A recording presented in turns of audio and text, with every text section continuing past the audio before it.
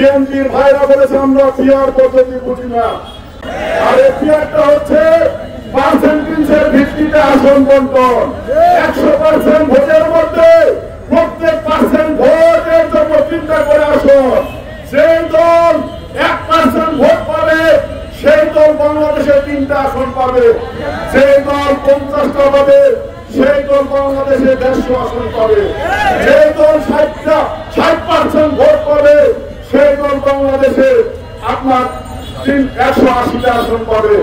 এইভাবে করে বাংলাদেশের যারা নির্বাচনে দাঁড়াবে সবাই সংসদে তাদের প্রতিনিধি পাঠাতে পারবে। এই পদ্ধতির অন্যতম বৈশিষ্ট্য হচ্ছে এখানে পূর্ব থেকে কাউকে নমিনেশন দেওয়া হয় না, ঠিক কিনা বলে? জনগণ মার্কাকে ভোট দিবে আর দল কর্মসূচি ঘোষণা করবে, সেই কর্মসূচি অনুযায়ী নির্বাচনটা চলবে। যার কারণে ব্যক্তিকে নমিনেশন না দেওয়ার কারণে আপনার ইলেকশন ইঞ্জিনিয়ারিং হবে না, ঠিক কিনা বলে?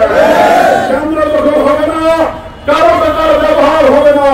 এই জন্য জামাত ইসলামী বলেছে পিয়ার পদ্ধতিতে নির্বাচন হতে হবে।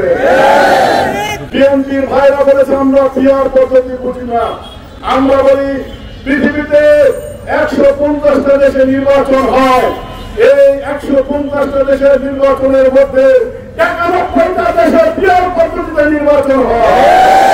আপনারা এত বড় দল আন্তর্জাতিক রাজনীতি স্টাডি করেন না, এই মন্ত্রীকে আপনাদেরকে বলছি অনুরোধ, আপনারা আন্তর্জাতিক স্টাডি করেন, আন্তর্জাতিক রাজনীতিতে পড়াশোনা করেন, দেখেন সারা বিশ্বের 91টা দেশ পিয়ার পদ্ধতিতে নির্বাচন করে।